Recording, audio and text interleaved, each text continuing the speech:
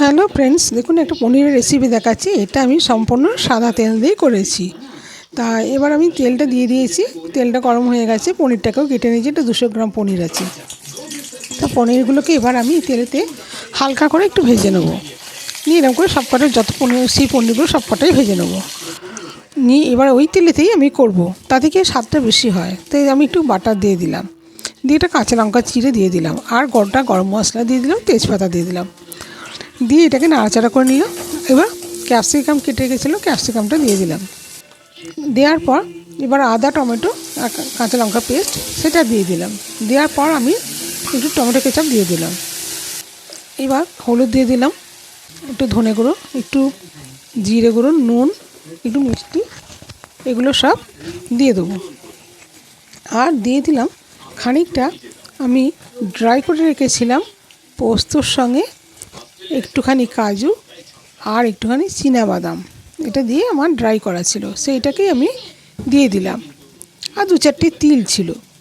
যাই হোক, সবটাই আমি দিয়ে এবার মিক্সডে ধুয়ে জলটা সেটাও আমি দিয়ে দিলাম। এবার একটুখানি কষে নিয়ে তারপর একটু কাশ্মীরি লঙ্কার গুঁড়ো দিলাম। দেওয়া হয়ে গেল, এটাকেও একটুখানি এর সঙ্গে মিশিয়ে নেব। মেশানো হয়ে গেলে এবার এতে আমি জল দেবো।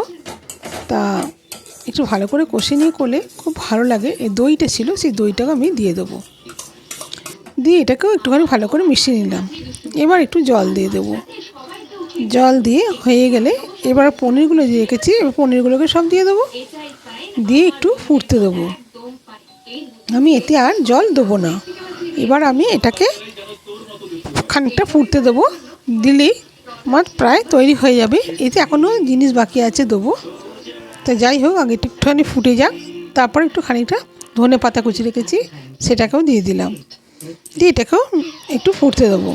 ফুটে গেলে আমি এবার এটাকে নামিয়ে ফেলবো।